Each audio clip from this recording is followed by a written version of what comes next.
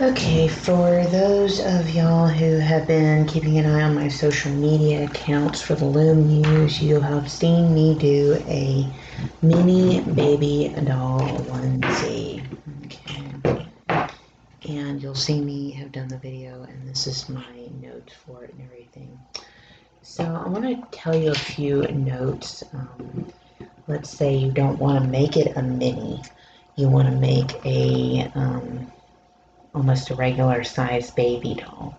You can take this exact thing and you'll need another long loom, and you'll want to move up to a thicker yarn naturally and a 5/8 to half inch gauge, and you'll want to move up to a bulky to super bulky yarn depending on what you're using, and that should adjust it to where it will fit a actual baby.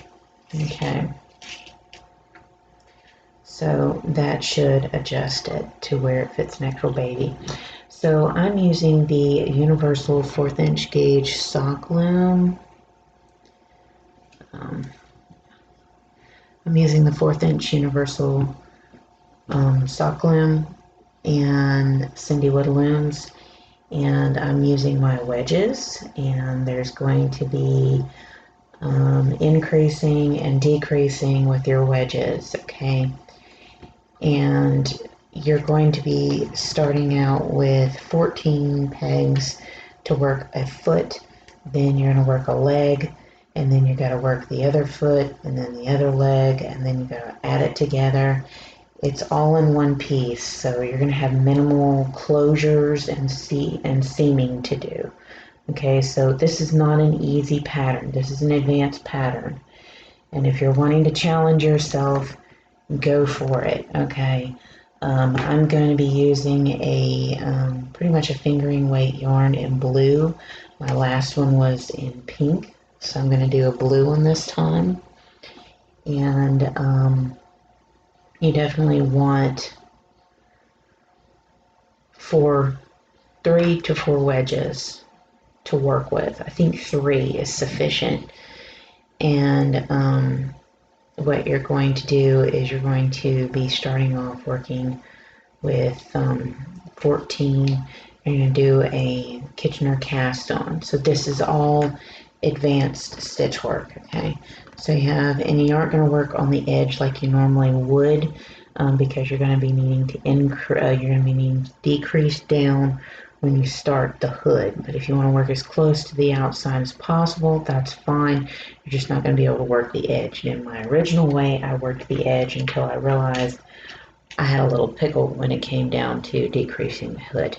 So now that I know that, I can show y'all properly how it's done. Okay, so it says to Kitchener cast on 14 stitches. So here's 2, 4, 6, 8, 10, 12. So I need to see if I can get that in by one more. Now, if you ended up with wedges that weren't quite what you wanted from Cindy Wood, because wedges are kind of a weakness, what you see is you see a lot of extra here. You can actually cut that down, and I'll show you how that's done. I may need to switch to my Universal X sock loom. And as you can see, I have them much narrower, and what I did was I just cut that extra off. You can do that with a saw, you can do it with a Dremel. It doesn't take that much, okay? So I just cut mine down. So if you ever get their wedges and you find that there's just too much gapping in there, that's what you can do. And you don't have to send off for them to make you any more wedges or anything. So you just cut it down. It's not difficult. I mean, most of us crafty people have these kinds, and I actually need to cut these down, so I'll make sure I cut them down. And I may do a tutorial on how to cut them down. They really are not that difficult to cut down. You just need to make a mark, and you just use your Dremel and you can cut them down. Okay. Give me a little trouble coming out. There we go. Okay, so let's get started here. So what you want is you want it down to 14. Okay.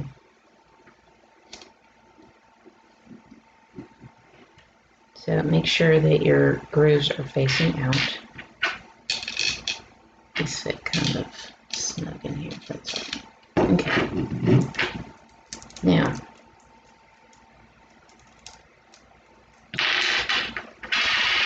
two, 4, 6, 8, 10, 12, 14. Make sure my grooves are facing out. So make sure again, 2, 4, 6, 8, 10, 12, 14. Yep. There we go. Okay. Add that in. And yes, they will overlap just a little bit. That is okay. They're going to be spread out. And the area is so short. Okay, so we'll make sure we got that right. 2, 4, 6, 8, 10, 12, 14. Okay, we got it. Alright, we're going to save our other wedge we pulled out for over on this side. Okay. Now, what we want to do is we want to start off with a Kitchener cast on. Now, know that you want to cast it on this way. Don't do the angle thing that I've seen a lot of people who want to teach this do. I just don't ever mess with the angle. And you don't want the angle in this either. Okay. So I'm going to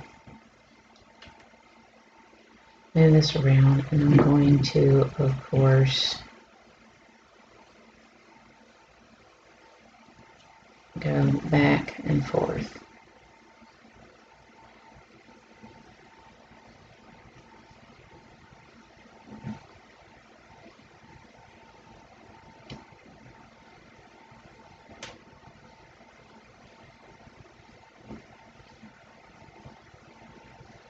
Okay.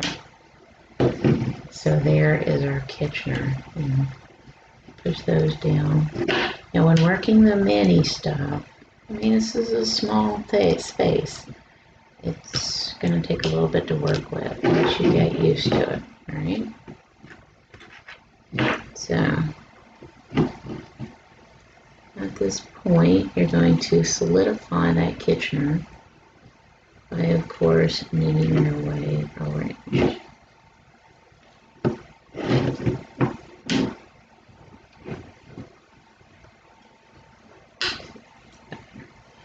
Okay, so you're just going to knit your way around. You'll tighten it up a little later. Again, this is an advanced pattern, so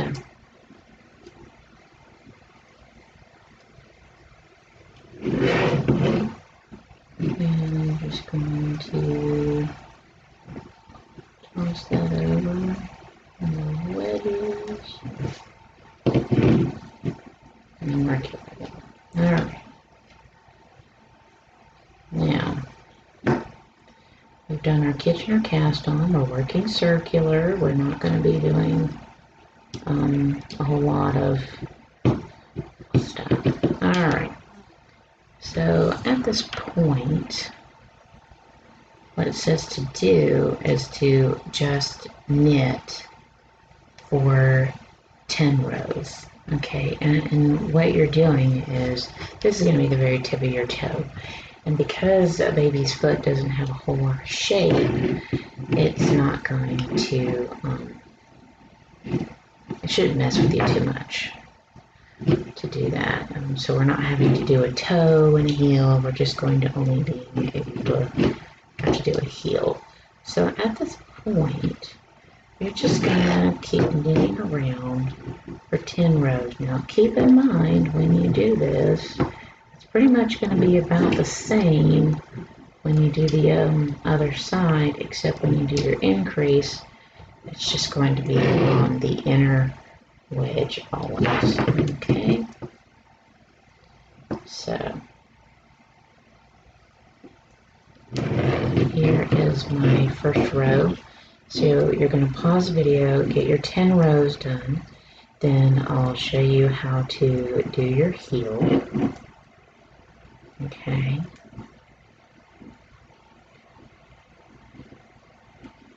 And then we'll go from there, okay? So go ahead and pause the video, complete your 10 rows, and then we'll be ready to start the heel section, which is very small. And then we'll be ready to start increasing out and getting the rest of the leg. Okay, I've done my 10 rows, as you can see. And at this point, I'm ready to do my heel. And this is my starting and stopping point in between these two pegs here. So what it says to do is it says to knit 6 and wrap and turn. All right, so here's what we want to do. So here's 1,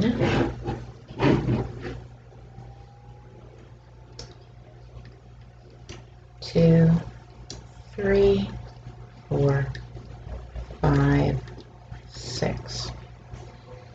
Then it says to wrap and turn. So what you're going to do is you're going to go in and you're going to wrap that one and turn.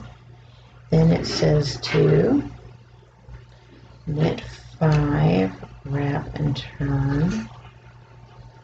1, 2, 3, 4, 5. Wrap and turn. Then it says to knit 4, wrap and turn, knit 3, wrap and turn. So here's 1, 2, 3, 4. Wrap and turn.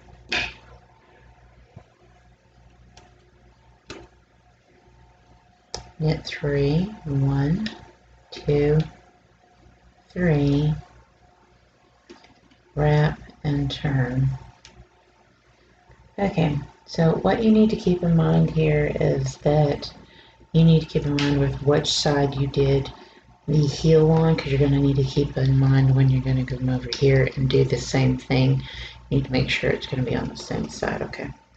So it says to knit 3, knit 2 together. Then it says to knit 4, knit 2 together. So here's 1, 2, 3, 4. Knit 2 together. Then you're going to knit 5, knit 2 together. There's 1, 2, 3, 4, 5, and then you knit the 2 together. And sometimes you can create a minor hole on a section like this. So you can just kind of wrap and turn it, and that'll close off the hole. Alright? And then it says to knit 6, knit 2 together.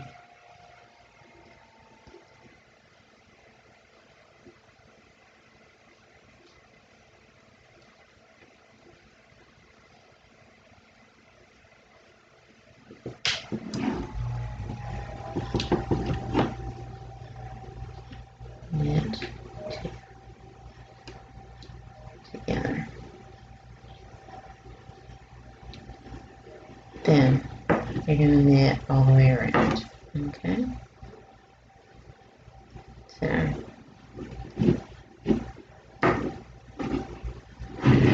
then you're just going to knit all the way around, and then when you get to the extra wrap and turn peg, you'll just toss it over, and that way you shouldn't have a hole there. Okay? So then it should just be a knit 14 at this point. Alright. And this is just optional here. This little wrap and turn peg here is really optional.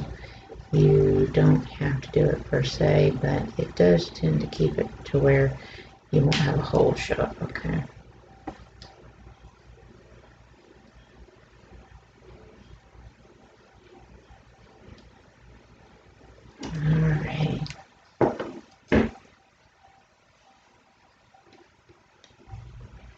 Now, what it says to do after you've knitted your way around, you need to go in and do a wedge increase on the one side and knit. So you're only going to do a wedge increase on this side. Alright. So to do a wedge increase on this side, you want to find your first notch, which is right here. Okay. Let's see if I can get it to focus. You want to find your first notch, which is up here. You're going to pull that back and then place it back. You're going to pick up that stitch you just made, and you know it is because it moves. You're going to place it on that peg. Next peg available. Then you're going to knit your wedge pegs. I'm sorry, this can be kind of difficult to keep in camera with a long loom. I'm working a wedge area. Okay. Then you're going to do the same thing. You're going to find that first spot right there. You're going to pick it up, you're going to pull it over, put the working yarn in front of the peg, put it back. Pick this up and move it. And you know it's the one because it moves freely. Untwist, move down.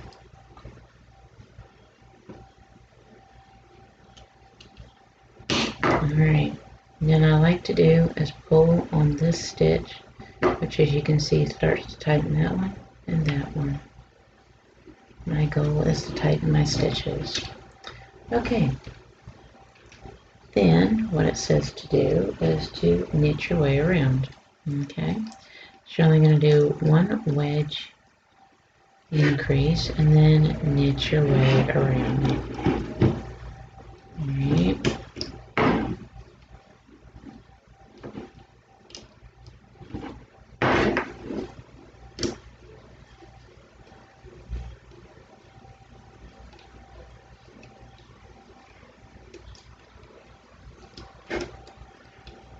Okay. We're back to square one, and what you're going to do then is you're just going to knit a row. Okay, so you'll knit your row, and this is kind of fluid for now, just because it's your starting point. It won't be so fluid on the other side when you do the other, because you have to calculate in your increases. So you're just going to knit your way around. Okay.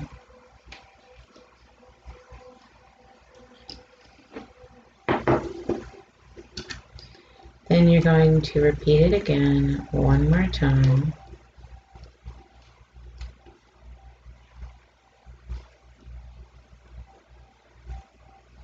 Okay. You're going to find your first notch, which is right here. And you'll notice my working yarn is in the inside of the loom. I'm going to pull that back, place the working yarn in front. You know you have it, and you can move it around. Pick it up, put it there. And again, I will try to keep this on. You're going to knit your wedge pegs. Okay, then you're going to put the working yarn inside the loom. Pull that first notch back and place it back. Move it over one.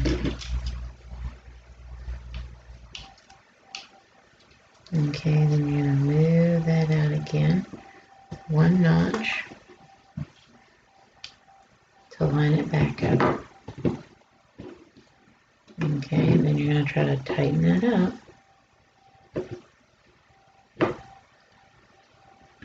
And trust me, it makes all the difference tightening that up.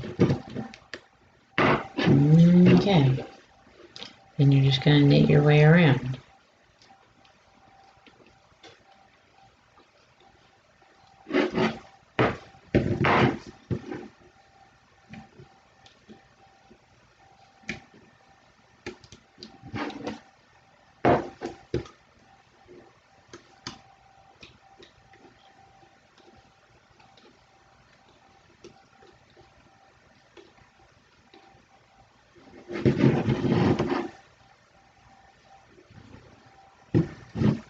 Okay, and I'm going to just knit the one. Alright.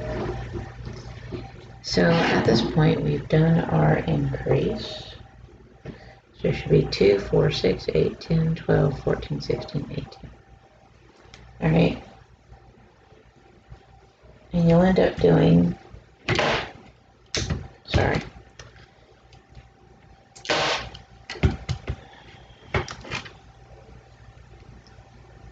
Can't really be crazy on it.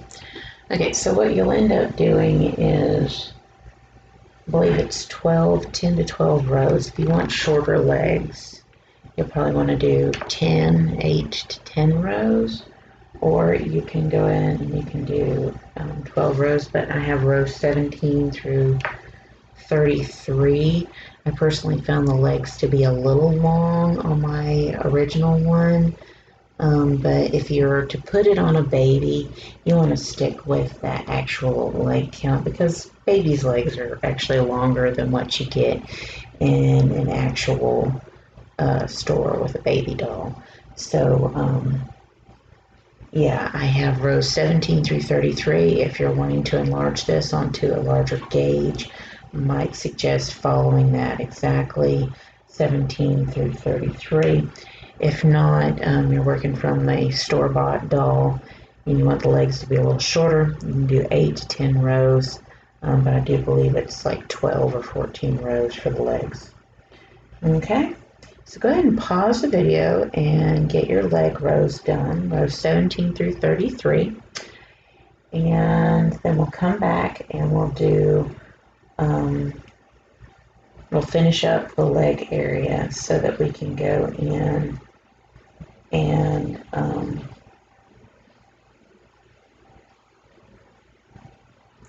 and actually start working on the other leg. Okay.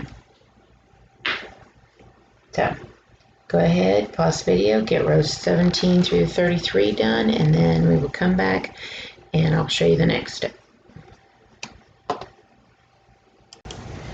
Okay, so I ended up doing 12 rows, and my written patterns for 17, but I did 12 because I wanted the legs a little shorter for my doll. But if you are doing one for an actual baby, might I suggest that you actually make it to where it's the full 17 rows, because real babies' legs are actually longer than baby dolls. So if you're actually trying to make this for a real baby and you're using a large gauge with a thicker yarn, just keep in mind you'll want to do the full 17 rows. Okay.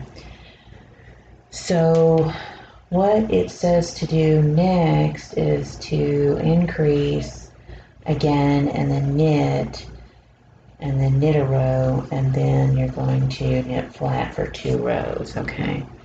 So I kind of stopped beforehand so that I could go in and increase. Let's see if I can get this thing to focus. So I'm going to grab that first stitch, pull it back, put the working yarn in front of it,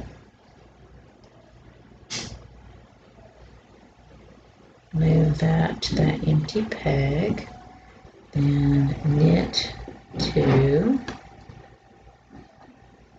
Okay, and you want to keep in mind with how many increases you're going to do, because it's going to assist you in how you set up your, see if I can get it to focus.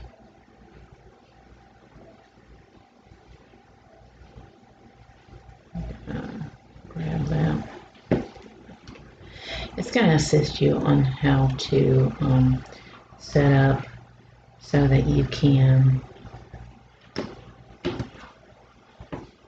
line up later on where you're knitting in the round, okay? So, alright, I've done my increase. I'm going to go in and tighten up my stitches like I do. Okay, and then it says to knit my way around. So I believe we did a total of 3 increases. So when you go to set up your 14 stitches on the other side, set up those pegs in such a way that you have the ability to increase 3 times so that you can be knitting in the round for a little bit. Okay, so we've knitted. Alright, and then it says to just knit a row.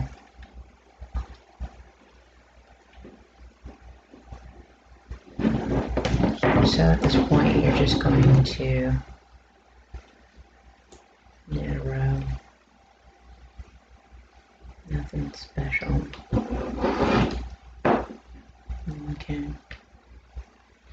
Then you're going to be splitting it up for 2 rows, and this is where you are going to have a little opening on the crotch, and that's where you're going to have a little sew-up time. Okay. And it's not much of a sew-up time.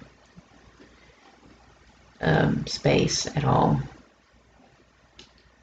Okay. Alright, so we're going to just knit the 1. Alright. So at this point, for rows like 36 and 37, it says to knit flat. And so I'm going to go in and knit that over. And knit flat.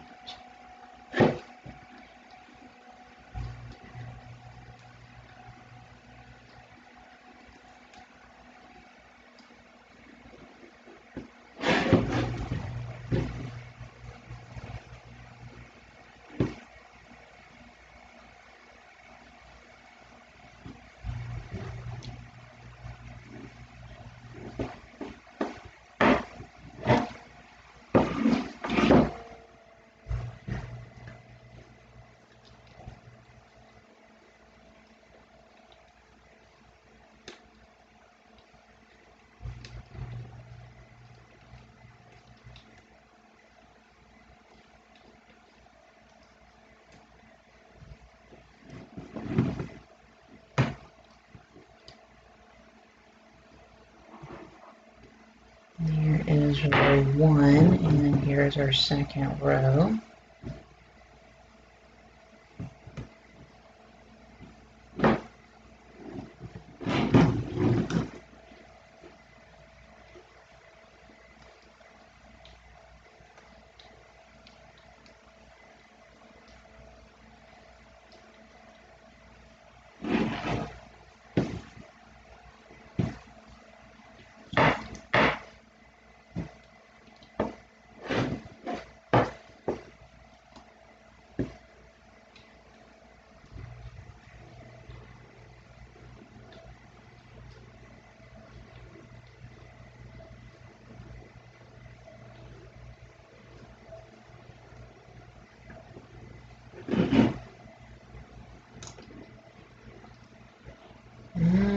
Okay, and we're going to stop there.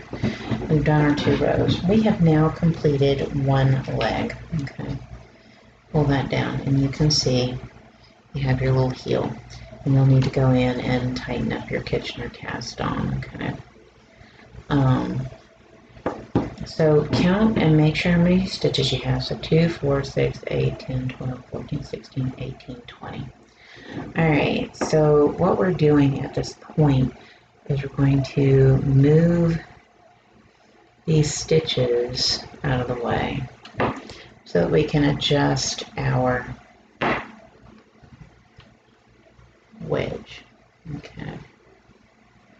turn it around. Alright, so we're moving that over. Alright, so we're going to loosen that up, move it out of the way. And we're going to turn it around. Okay. And we're going to add another wedge in there. My suggestion is to always have a ton of these wedges around. I find they're really useful, particularly if you wanted to make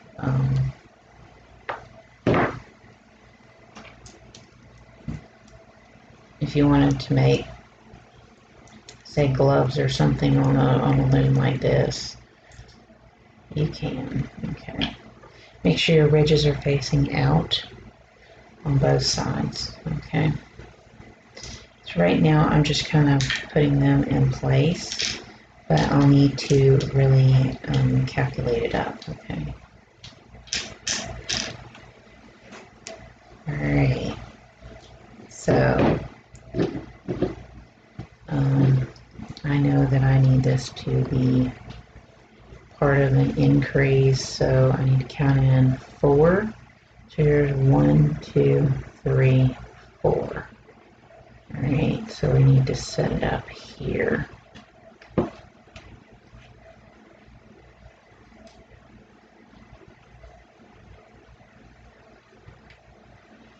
Then you're going to count 2, 4, 6, 8, 10, 12, and then move that into 14. Move that to there. Okay. And if you want to make sure that your placement is right, okay, so you know 2, 4, 6, 8, 10, 12, 14. Okay, so what you want to do is you want to be able to count all the way over and know you have 40 stitches. So 2, 4, 6, 8, 10, 12, 14, 16, 18, 20, 22, 24, 26, 28, 30, 32, 34, 36, 38, 40. So we have our wedges set up appropriately for the amount of increases and when we open it up to start doing in the round. Okay, so you can kind of see that you've got it set up. Now my suggestion to you is to cut this kind of long so that you can use that to sew up that particular little crotch area. It's not much of an area really. It's going to need sewing up. Okay, so at this point we're actually ready to start the other half of the leg, and you're basically going to repeat what you did here, but you want to make sure when you do that you do the heel on the same half of the loom. So as you can see, here's your heel. You're going to do the heel on this half. And instead of increasing out this way, you're going to increase out that way. Okay, so you're basically going to do the exact same thing over here. Okay, so the only difference is you're increasing over here rather than over here. So you're increasing in towards to create a hole so that you can knit in the round for the body. Okay, so I'm not actually going to show it because there's a lot of steps to this, and you can kind of follow this. You can go back in the beginning of the video. You can do the Kitchener cast on the same, okay, and you do your heel the same like this, okay, so that you're on the same side.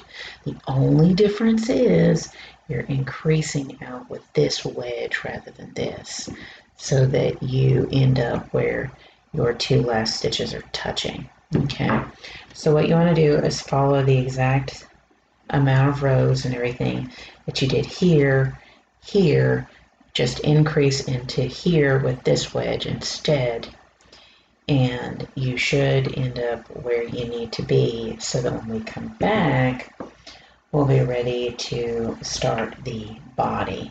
Now I'm going to show you a real quick thing on how to do the Kitchener, and this is a good way to start learning Kitchener.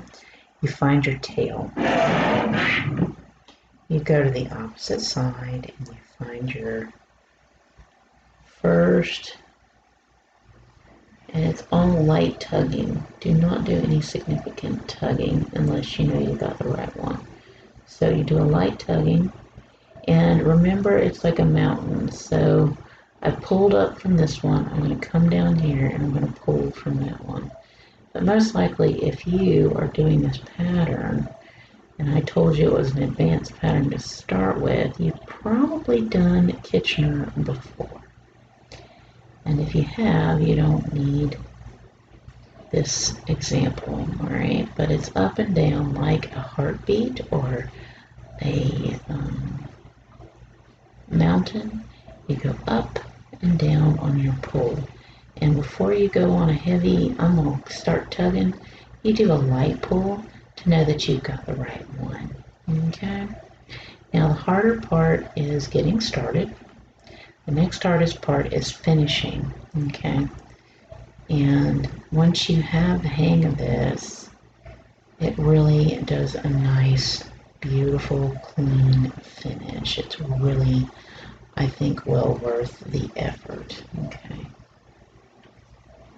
So as you can see, I'm starting to get to a more difficult spot here. And I've almost got it. Alright. And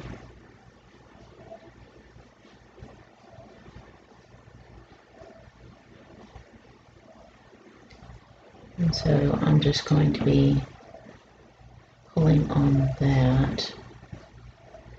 There's been some splitting, which I always hate when yarn splits.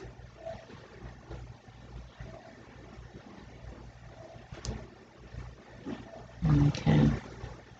So you're just going to pull that,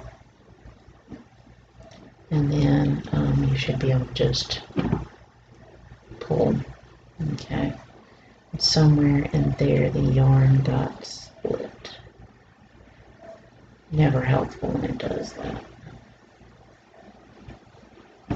So when you do your Kitchener, make sure you get the whole stitch pulled over, because if you don't, you can do what you just saw there. Okay.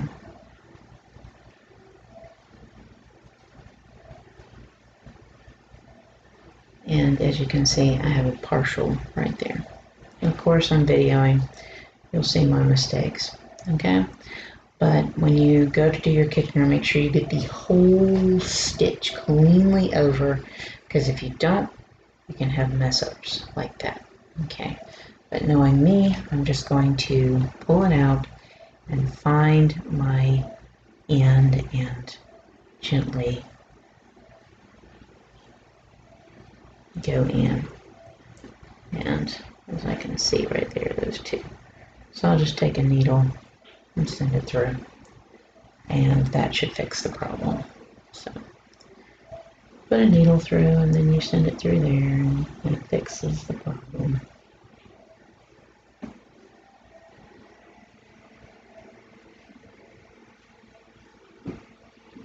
Okay, so that's how you go in and tighten it, and a note to really make sure that you got your full stitch all the way over. Alright, let's go ahead and repeat the other leg, and when we come back we'll be ready to start working on the body of the onesie, and particularly the bottom, which I create a little butt area there. Alright, which is really going to be helpful if you're making this for an actual baby. Okay, let's go ahead and pause the video and get that much done, and we'll come back.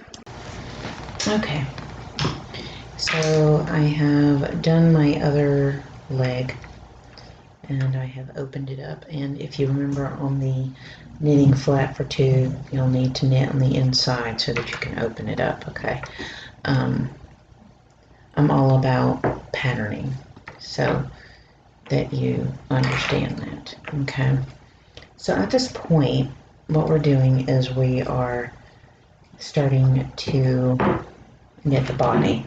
Okay, and what I have is, looks like in my notes, I knit a row.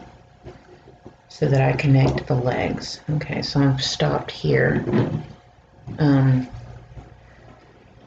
It doesn't really matter if you stopped here, if you stopped here. You just work your way around, okay? So you just knit your way around, all right? And you're gonna do a mark off kind of thing.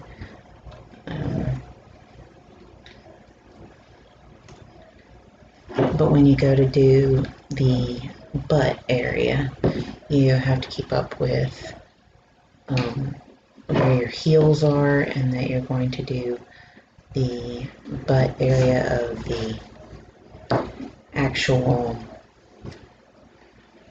onesie on that side. Okay, so it all depends. You can just knit your way over to the other side to get yourself set up. That's fine. This isn't exact science, as I call it. This is a guideline. Just work with it. Okay, I'm going to give you a general idea of how things are going, how you get there. As you can see, your heels are on this side, so your butt area we're going to work on a short row section is on this side. Okay. So if somehow, and I'm pretty sure I did this exactly the same with the minor adjustments as I did this side, but with the increase over here and then the knitting flat. Okay, so I'm going to complete my knitted row, and this will complete it. So for instance, this is your starting point right here. And if you want to make that a marker, if you want to put a marker in, by all means, put a marker in so that you know. And we'll do it just so that we know, okay? All right, there's my starting point, okay? So that is what you should have. And get it to focus. Anyway, that's what you should have. 2 feet, partial legs showing.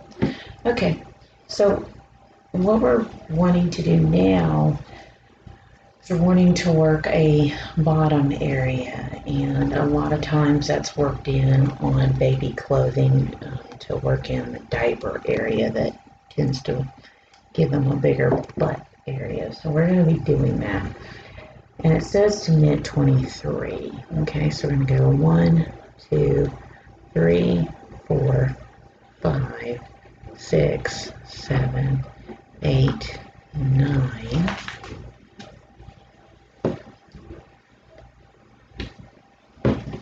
10, 11,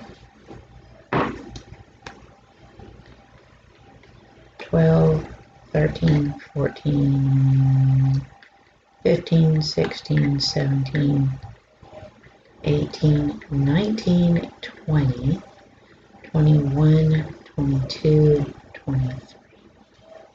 Alright, so let's say somehow you ended up on the other side and you need to figure out what you're doing. Alright, so here is your midpoint. And let's say your starting point's over here, you would simply knit 3 over. Okay, so trying to somehow, if you end up on the wrong side, you knit 3 over. Okay, so then it says that you're going to wrap and turn. Then you're going to knit 6 wrap and turn. Okay, so here 1, 2, 3, 4, 5, 6. Wrap and turn behind and in front. Then it says to knit 6, knit 2 together and wrap and turn. So here's 1, 2, 3, 4, 5, 6, knit 2 together, wrap and turn the next peg. Okay. Then it says to knit 7, knit 2 together, wrap and turn. So here's 1, 2, 3, 4, 5, 6, 7, knit 2 together, wrap and turn the next peg. Then it says to knit 8, knit 2 together and then wrap and turn. 1, 2, 3, 4, 5, 6, 7, 8, knit 2 together, wrap and turn. Then knit 9, knit 2 together, wrap and turn, knit 10, knit 2 together, wrap and turn, knit 11, knit 2 together, wrap and turn, knit 12, knit 2 together, wrap and turn, and knit 13. So you are going to continue that process. Okay. So you've already got your idea of how you're doing this, so you're just going to continue, all right, to work your way over, knit 2 together, wrap and turn, okay, and then you just continue doing this, all right, until you knit 12, knit 2 together, and then you're going to continue forward rather than going back, and that's where you knit 13. And then it'll tell you to even everything up and knit the row, and then we'll be to a major area there. Okay, so we're almost to a point where it gets easy. You're just knitting round and round.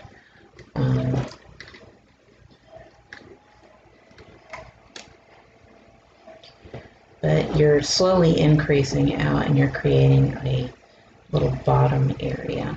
Now you'll notice I have a long strand here. It's to sew up that crotch area later. Okay.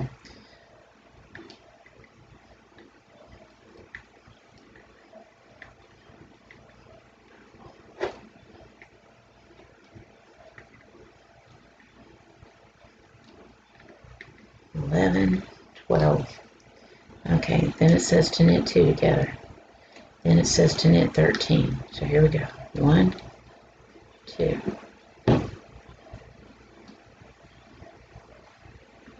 3,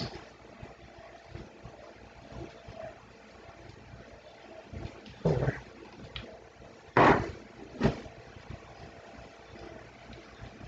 5, 6, 7, 8, 9, 10, 11, 12, 13. Back to the beginning. Okay. Then for the next row, it says to knit 13, knit 2 together, knit 26. And all you're doing is you're getting it back to where it's all single stitches, okay? So you knit your 13, then you knit your 2 together, then you knit your way around, and then we're to a larger area, okay? And this is where it can get interesting. There's your 2. So you just knit the 2 together right there, and then you just knit your way over. Okay, so that gets you back to square one, and you've just finished your bottom area. And so what's next is you're just going to be knitting round and round you go, and that's calculated as rows 41 through 52. And then you are supposed to be able to knit flat, but I don't really think it's necessary to knit flat if you're making this for a baby doll, okay? You can keep going further if you're knitting this for a baby doll, all right? So, but if you're knitting this for a actual baby, things are going to be a little different.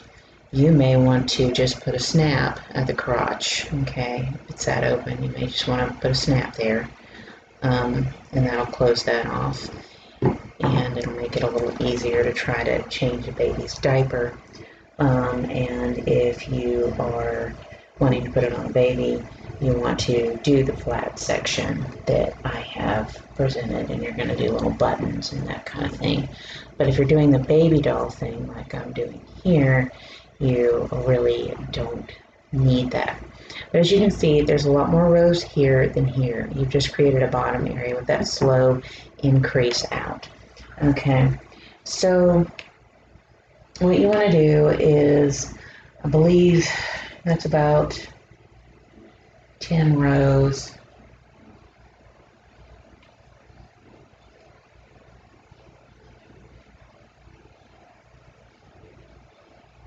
Actually, you're doing 12 rows. Okay, so you're going to knit for 12 rows circular. So pause the video and get that much done. But then it says we'll start knitting flat, and that'll change it up. But again, I may not show that. I may incorporate that into the written pattern where you start knitting flat. I'll kind of give you a general idea of how to do that when you start it. But I'm honestly thinking that I want to skip that section because I found I didn't need it when putting it on the baby doll, and less closures is better when dealing with children and putting things on. So I'll explain how to do that, but for the most part I'm going to just keep going in the round, but I'm going to stop there. So after you do your 12 rows, I'll come back and tell you how to start knitting flat. And then I'll tell you to just continue whether you're knitting flat or in the round, and then we'll be ready to do our sleeves. Okay, so this is the bulk of the onesie. Okay, and the arms the little sleeves will be interesting and that kind of thing. If you've done my stuffed animals before, you'll have done this process. Not a big deal. Everything is pretty much knit. There is no real stitch patterning in here unless you want it. Okay, so go ahead and pause the video and complete your rows, and we'll come back. I'll show you how to start it working flat if you want to make this for a baby. Otherwise, you'll want to keep working in the round for what looks like another 10 rows, I think. Yeah, another 10 rows. So you're going to do 22 rows if you want to work with if you're not going to work flat, go ahead and work 22 rows. If you're going to work flat for real baby, then come back after you do 12 rows and I'll show you how to start that. Okay, so I have done my 12 rows, okay, and if you're making this for an actual baby, what you want to do is you want to start knitting flat, back and forth, right here, okay, which is your front. So you see your little feet, and there's your front. And what you want to keep in mind is you want to take about 6 stitches, so 3 on this side, 3 on this side, and do a garter stitch, okay? But every time you get to this side, what you want to do is do an E-wrap chain of 5 so that you have a buttonhole to button onto here, okay? And it should give you a nice smooth edge. The other option you can do is to do a seed stitch, which is a knit 1, purl 1, and then a purl 1, knit 1, over these 3 stitches on this side and these 3 stitches on this side. When you keep that going, then you'll have where you have an opening. It'll be nice and smooth. It won't curl on you.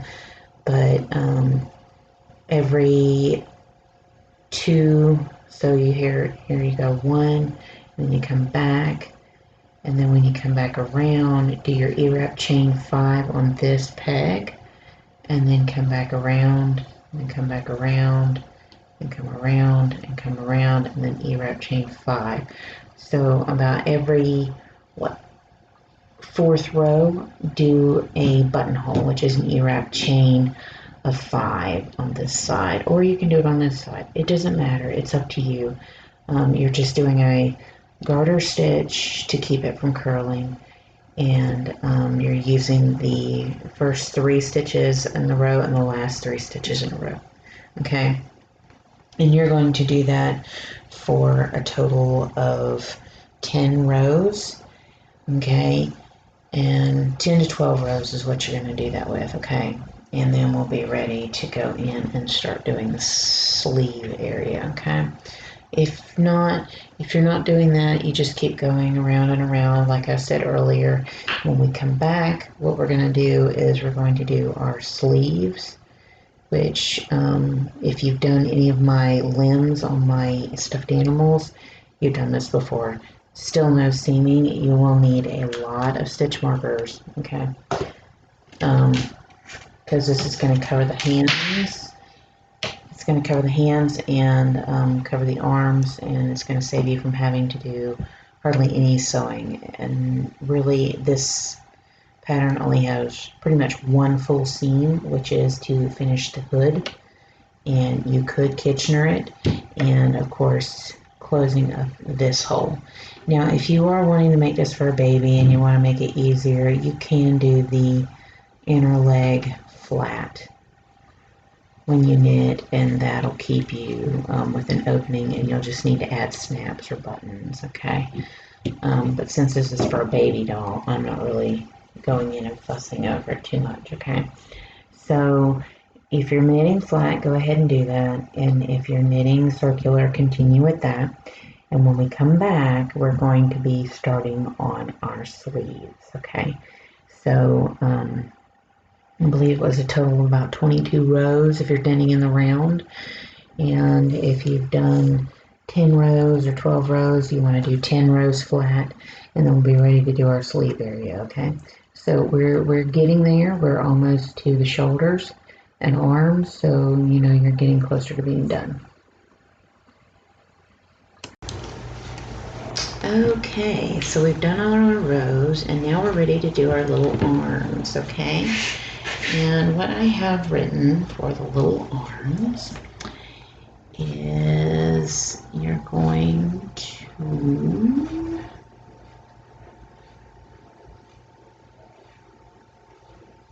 here we go, your little sleeves.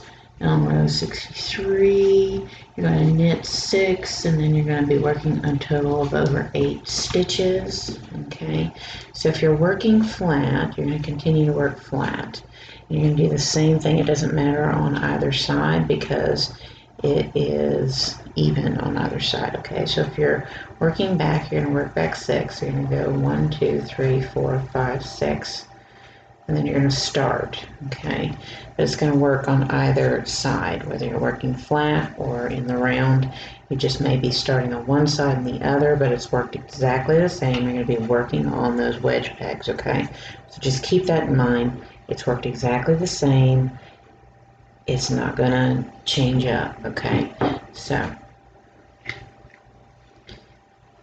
all right. 1, 2, 3, 4, 5, 6. All right. Then we're going to be working 8 stitches. We are going to be bringing original loops back on the first and last peg of those 8 stitches. So you will need 2 stitch markers. All right. You're going to need a lot of stitch markers actually for this. I personally do it without the stitch markers, but if you're not used to this, you want to do it with the stitch markers, okay? So you're going to go and you're going to put a stitch marker on that next stitch.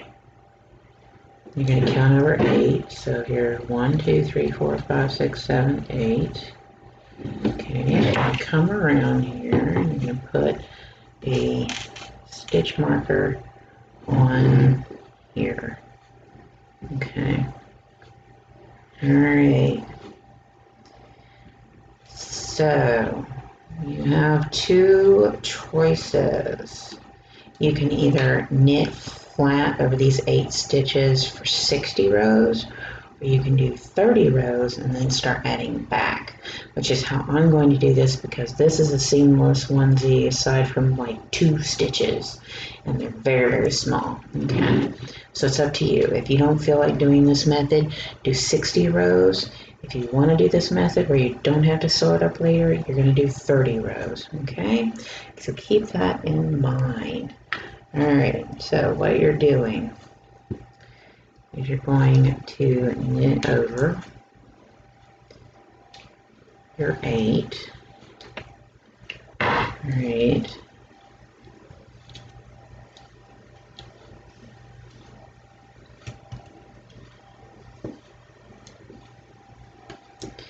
And I'm going to slip. I'm going to knit the last stitch, slip the first stitch of each row. That should create an easy chain for you to see on sewing. If you're doing this method, you're going to do the same thing. You're going to slip on that first stitch, knit the last stitch. You're going to put a stitch marker there because you're slipping it. Every time you slip a stitch, put a stitch marker. I suggest that you have a row counter so that you can keep up. Alright, so that was row 1, this is row 2, okay? And again, if you do not want to sew and do this method, if you want to sew and don't bother with all the stitch marker stuff, then do 60 rows. But if you want to bother and not have to sew up later, do 30, okay? So this is row 2. Okay. Then you're going to slip it. And every time you slip it, you're going to add a stitch marker. It looks messy. If you've done a 10 stitch and you know how to do this without stitch markers, what you're looking for is a chain. You're going to add that back later. So if you don't feel like doing this, you're looking for a chain that you can add back. But this just makes it easier. You don't have to think about it. You just go in and you add it, okay? So pause the video. You can either complete 60 rows if you don't mind sewing up the sleeves later. You can complete 30 rows if you want to do this method where you don't have to sew, okay? Or you can complete the 30 rows without doing the markers, but do know you should have it be seasoned with the 10 stitch blanket in order to do this so that you understand what you're doing, okay? But my suggestion is if you want to do the no sew method, do your stitch markers. It makes it a lot easier, okay? So pause the video, get that much done, okay? Okay, I've done my 30 rows and look at this fun little mess. Let's see if I can get that focused in. Look at this fun mess. Let me tell you, this fun mess makes it easy to not have to sew it up later. Okay, so here's how this goes. I did not put a stitch marker on the last one over here, and I didn't put one over here. Okay, so now I'm going to slip this stitch, but I'm going to be moving my way over. And what you want to do is you want to find the first stitch marker that is closest to the pegs, okay? And that's this one here. All right, and what you're going to do is you're going to pull that up and pull it over onto the peg. The first one may be a little bit more challenging, but after that it gets easier. Okay. And if you do not want a seam, if you do not want a chain there, what you'll want to do is you'll want to purl the two together. If you don't care, you can knit the two together. All right. So what you're going to do is you're going to continue to slip that first stitch, and then you're going to knit your way over. And what we've just done is added a chain back. Okay. So we knit our way over. And I don't really care whether there's a chain or not, so I'm just going to knit the two together. But if you don't want that, then I suggest that you purl the two together. Okay, what you're going to do is you're going to go back on the other side, and you're going to find the closest stitch marker to the peg, okay, which is this one right here. Okay. Okay, and what you're going to do is you're going to bring it back on that outer peg. Alright, and that is basically adding a chain is what you're doing, is you're adding a chain. Okay, so you're going to go over and you're going to slip that first stitch, and you're going to knit your way around.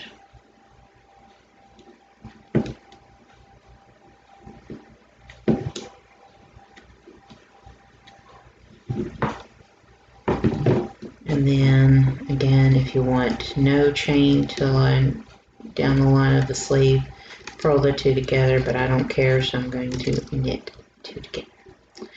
Okay, then you're going to come back over here on the other side, and you're going to find the next closest to that peg. Okay, and that's this one right here. You find the next closest. Try not to get confused, because if you get confused, you can get an area that kind of looks a little wonky. And you don't want that. Okay?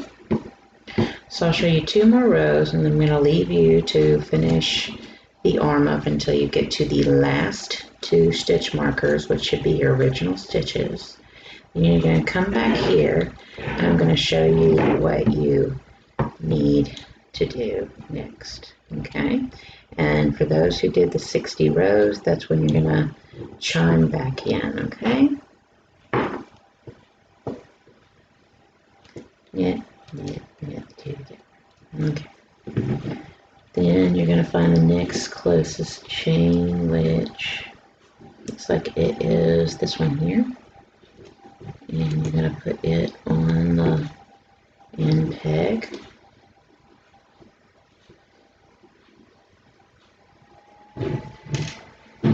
Okay.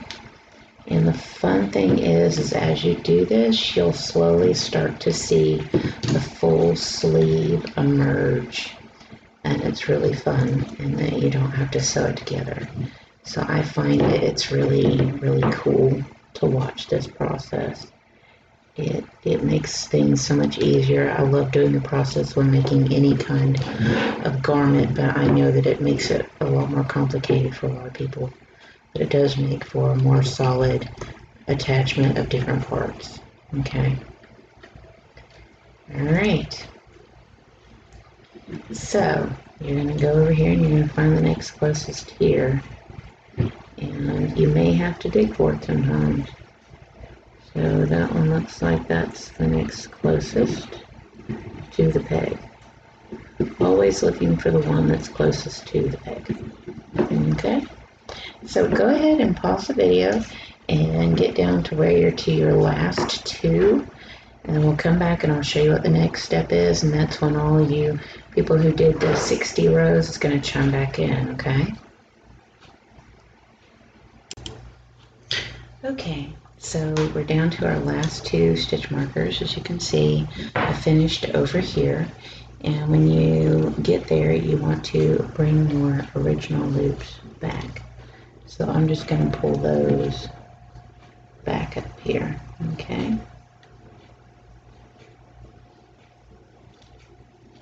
And when you do that, then you are going to knit 2 together and then knit 6, I believe, and then knit 2 together.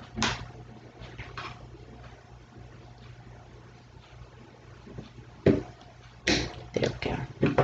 Okay, so then you're going to just take those stitch markers off, and remember this when you are fixing to start the other sleeve, because it's not going to take anything to get to the other sleeve. Okay, so just going to knit the 2 together and then knit your way around, knit, and then knit, and then knit 2 together. Okay, you have now completed your sleeve, and oh, look, looky. Okay, if you did the method I did, look at that. I just shoved a hook handle in there, and you can see there's no seam. It's clean. It's very clean in connection than sewing. I prefer it. I think it looks really nice, and I've been using it on all my stuffed animal legs and that kind of thing, and I think it really makes it more solid too. Okay, so at this point you're supposed to knit your way over, and let me see if I can roll it. Okay, then it says to knit 12 and then do another sleeve. Okay, so you're going to knit 12, so it's going to be 1, 2, 3, 4, 5, 6, 7, 8, 9, 10, 11, 12. Okay, then it says to do another sleeve, which means you put a stitch marker on your original stitch on the first and the last peg, so peg 1 and then peg 8. Okay, so there's one of my stitch markers. I'm going to count over 1, 2, 3, 4, 5, 6, 7, 8. So there's the one I need to add a stitch marker to. At this point, you want to pause the video and complete your other sleeve, just like we did over here. And when you come back, we should be ready to just knit the last 6. All right, and then we will start decreasing the shoulder area. I'm going to continue to knit in the round, and then we're going to start decreasing for the shoulder area, and then there's going to be a point where we start working the hood, and that's when we'll be working flat. And when I work the hood flat, keep in mind how I do it.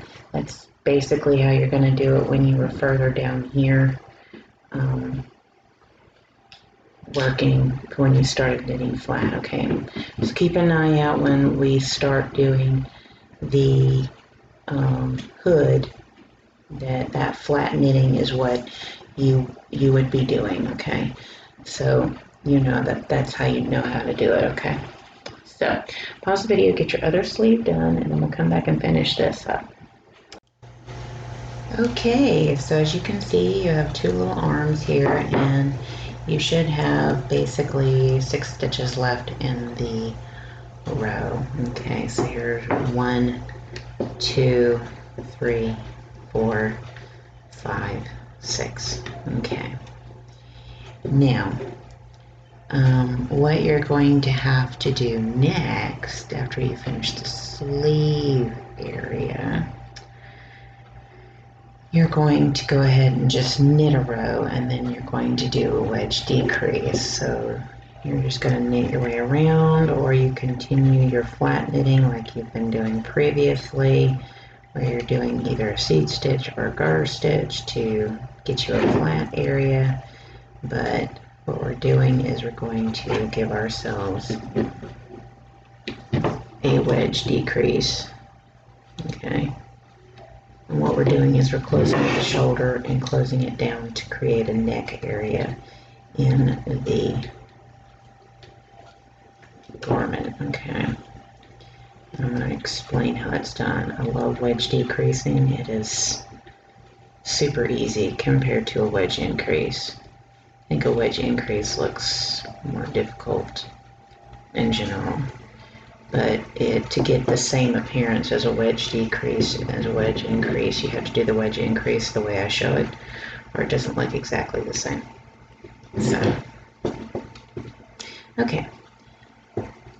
We've done our single row of knit, and the next thing my notes say to do is to do 2 wedge decreases and then to knit the row. Okay, so what that means is you're going to take and you're going to loosen the washer here, and you're going to push that down. Yep, a single notch. See that? Down a single notch, like that. Okay. going to do the same thing on the other side. Push down a single notch and tighten the washer back up. Then what you want to do is you want to take this stitch and move it on top of there. Okay. Then you want to take this stitch and move it on top of there. So that when you actually knit around, you knit those two stitches together that you have.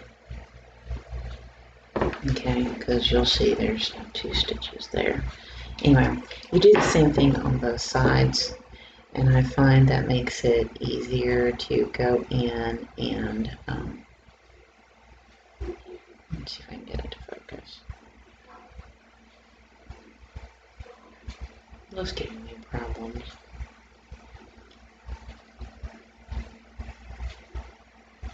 Okay, I'm gonna pick that stitch up, move it over, and pick that stitch up and move it over.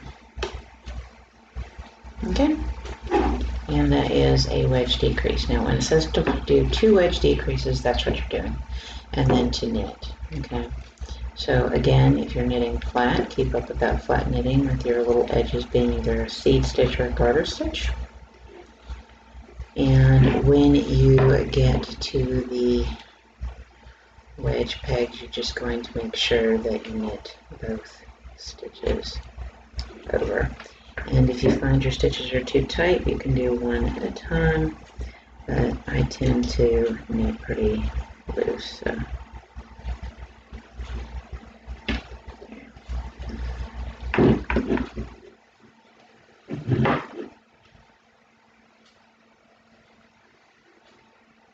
Okay. And then knit your way over, and then knit the two together. Now you're going to repeat this step of knitting a row and decreasing a row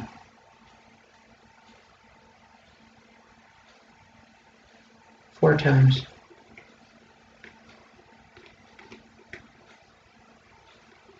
Okay. So you're going to repeat this last 2-row set that we just did, where you knit a row and you wedge decrease a row, and you're going to do that a total of 4 times. Okay. And what that's going to do is create a neck area. Okay. So that you have more of a separation of your hood and your shoulders. It makes a big difference. Okay. So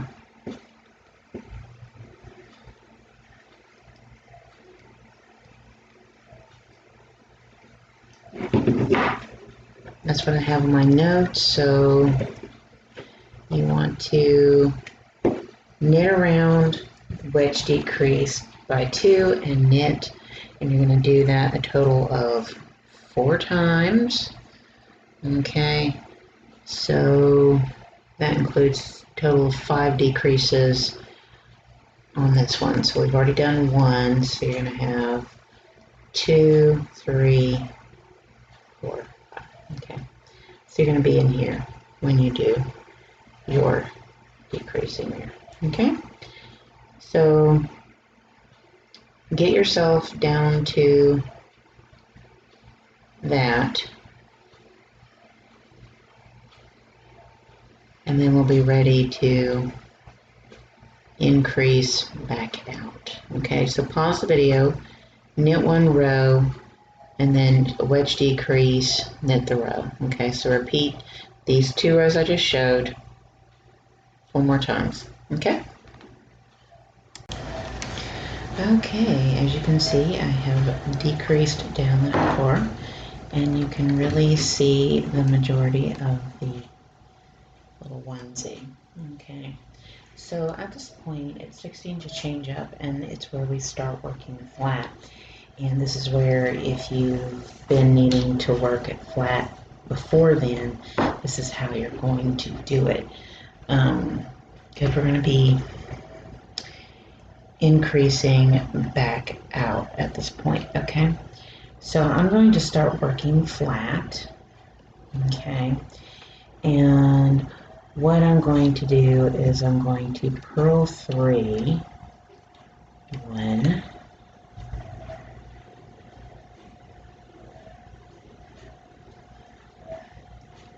2,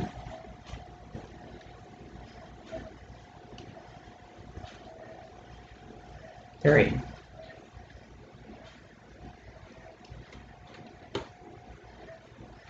Then I'm going to knit my way around to the other side.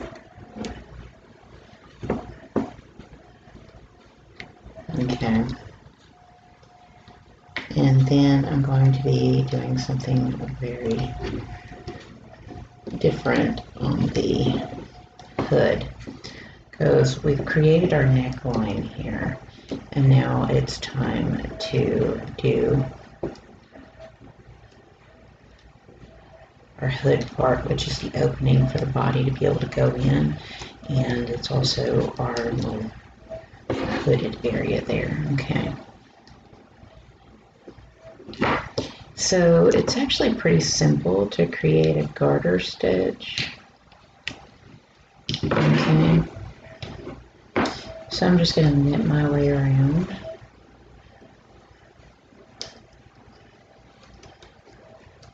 Like that. Alright. Then I'm always going to be doing a purl 3 and then knitting my way around. So that is row 1. And what row 2 is a wedge increase by 2. And what you're doing is you're going to just keep doing keeping in mind the purl 3 and knit your way around. The only thing is you're purling 3, then you're doing a wedge increase, and then you're knitting so many, okay? So here's 2, and here's 3. Okay, then we're going to knit 1. Then we're ready to do a wedge increase. Pull the working yarn to the middle. You're going to find your first notch. I'll try to show that. You see your first notch here? You're going to pull that back, place the working yarn in front of the peg, and then place that back. Then you're going to grab that stitch you just made, and you know it is because it moves around, and you're going to place it on the next available empty peg, which is right there. Then you're going to knit the wedge pegs as you normally would. Okay. Then you're going to do another increase. Your yarn is in the middle of the loom. Okay. You're looking for this here, the first notch. Okay. And you're going to wrap the working yarn in front of the peg, and you're going to replace that stitch you just pulled back, which is your previous stitch. Then you're going to move that to the previous peg. Then what you're going to do is you're going to loosen your washer up. You're going to push it out. Okay? Just like that. Alright. And then you're going to go in and you're going to snug it up. Then you're going to knit your way over.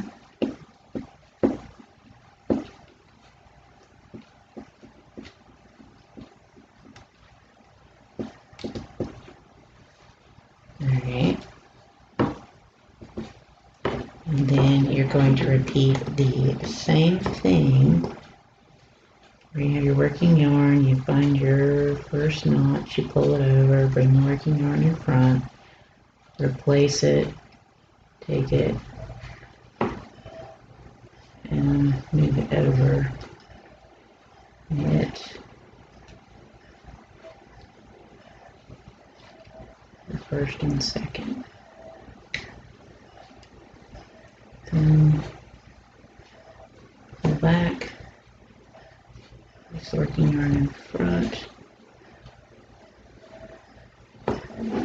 and then go to the next available peg, loosen the washer, move it down one,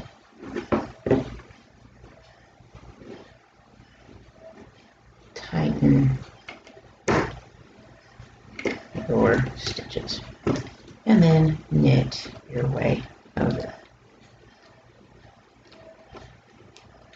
Okay, then you're going to start with a purl again, okay, like we did with the first row, where you purl the first 3 and then you knit your way around. Then you purl the first 3 and do a wedge increase. You are going to do this a total of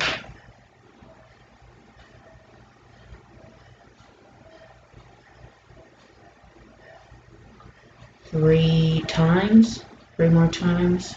Okay, so you're going to do this a total of 3 more times.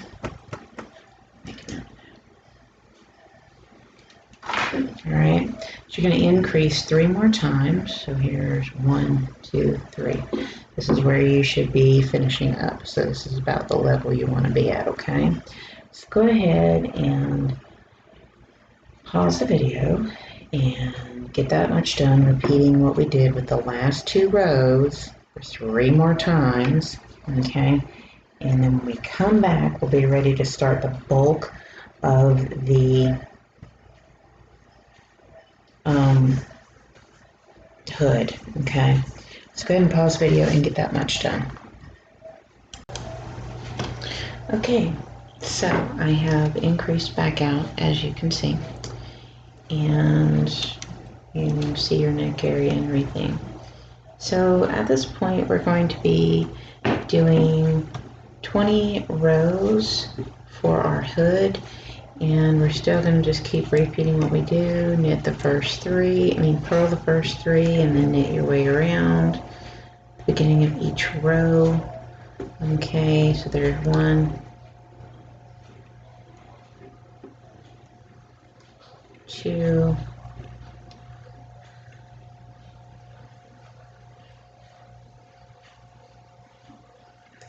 3, and then you're just going to knit your way around, okay? And then you're going to purl 3, knit your way around, okay? And you're going to do that for 20 rows, and when we come back, we'll be ready to finish off the hood, okay? So pause the video, get your hood mostly knitted, and when we come back, we'll be ready to finish this off. Okay, I have done my 20 rows, and you can see the defined neck area here. So in my notes, I stopped there with 20 rows, and in my original one, I had done a little bit of decreasing at the top, but honestly, I found I didn't like the little point at the top of the head that was there. It didn't look quite right. It doesn't sit right. Granted, it has a smoother back into it, but honestly, I just don't like the look of it. So what we're going to do is we're going to go ahead and we're going to just bind off the stitches. Okay. And it's not going to be any special kind of bind off. So you're going to do your normal bind off. And back 1, just bottom lip over.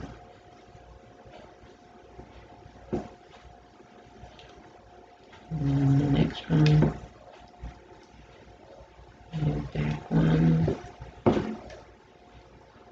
just bottom lip over. Okay, so go ahead and pause the video, bind off all your stitches, and then when we come back, we should be ready to sew everything up. Okay.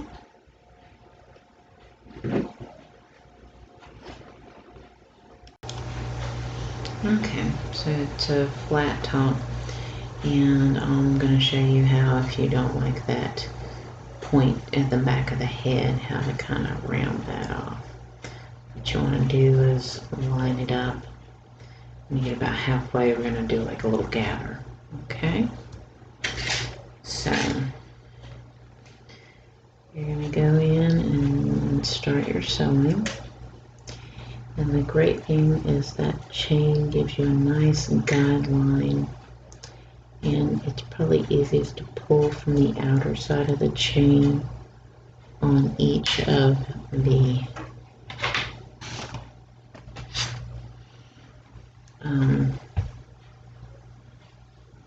areas, and that'll give you a nice even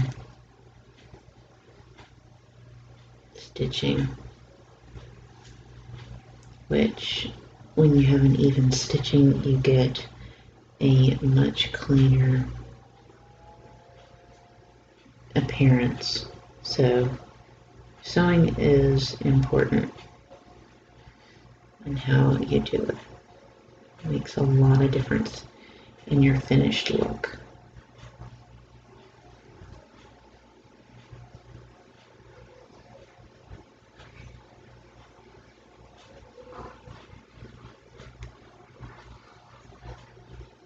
Okay, we're about at our halfway mark, and I'm going to show you how to go about doing this in such a way that you don't have such a heavy point. I'll smooth it out.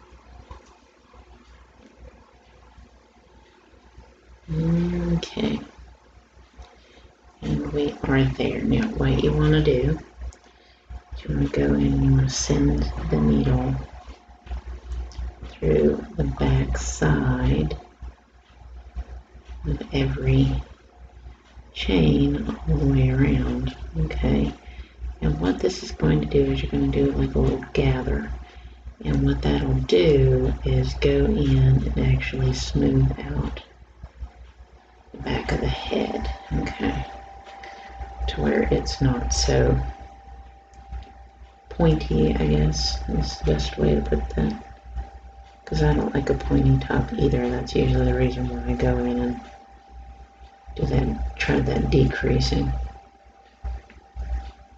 Okay, so we're about around to our starting point.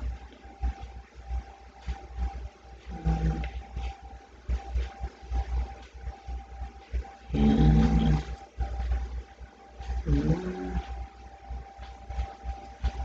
Okay, now I'm going to go and put my needle through here, and I am going to gently pull. Okay.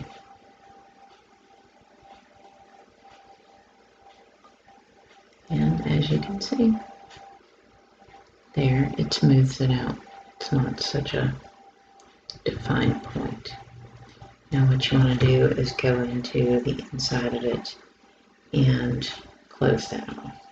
Okay. So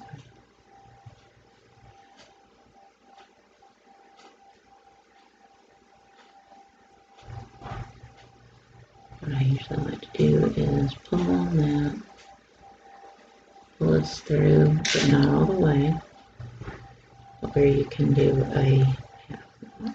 Okay.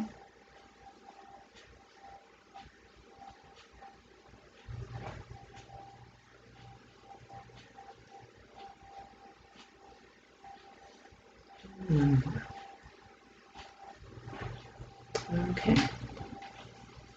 Then you can cut that tail point, and you'll have created a much smoother back with not so much point. That's how you do that. And you can take and try to do that method on other projects, and it should work out. Okay. All right. So now we need to close up our crotch area. Okay. And I'll show you how to do that.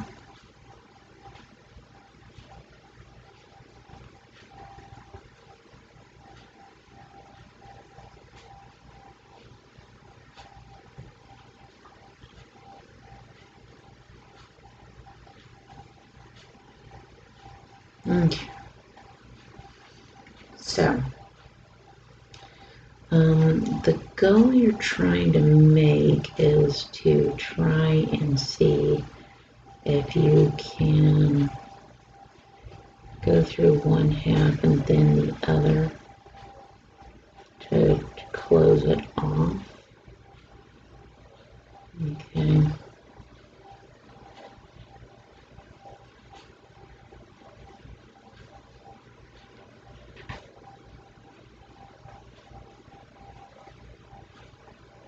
Which can sometimes be a little fun to do.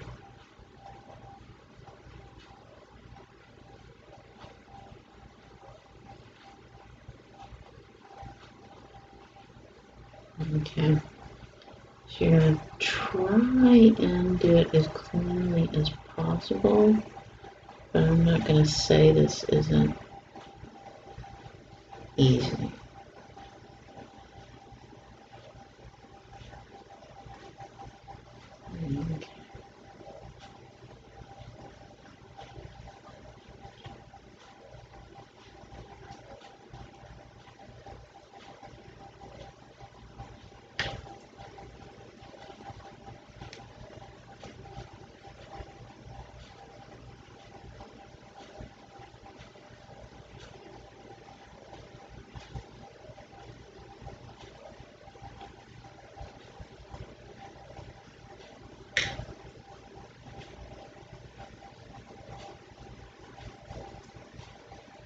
Okay. Okay.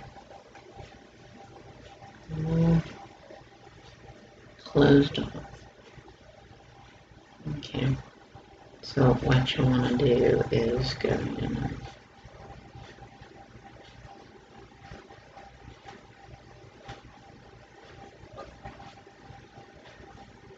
Push the needle through. And then just tie it off. And do the same way we just did.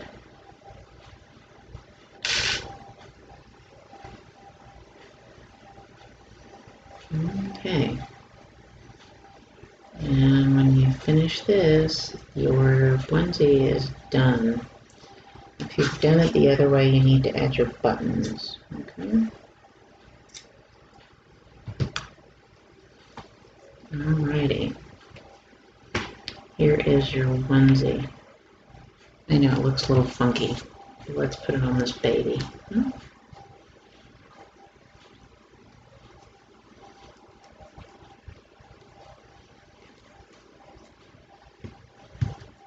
It looks a little belly. Alrighty. And you only have 2 seams to finish it. It kind of makes it really easy. Alrighty. I'm going to stick one arm through.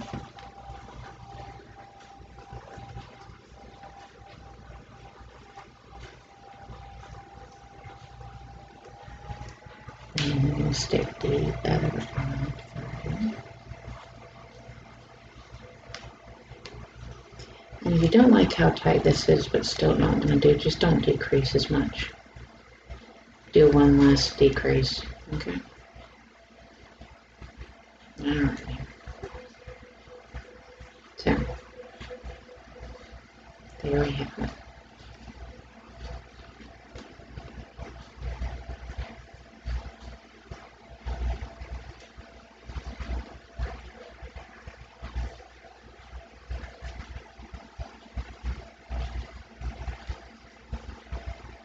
There you have it.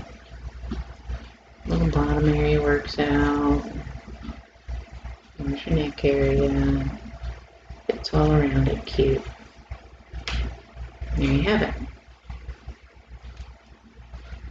That is how you make a mini baby onesie. Super cute, right? And again, if you want to make this for a real baby, you'll want to use a larger universal gauge and you can stick with it. But you'll definitely want to open up that front half and add snaps or buttons or that kind of thing so that you can easily get the baby in and out, okay? Or you can start keeping the legs open, right? But because this was originally made for a little doll, I didn't worry so much about opening and closing, okay? And so you can make this for a real baby. Just open that up, follow the patterning that you're doing in here, and that'll help you open that up. You can open it up all the way. It's entirely up to you. I'll put it in the pattern for an option to have it open to where you can add either buttons or snaps. But that is how you make a mini baby onesie.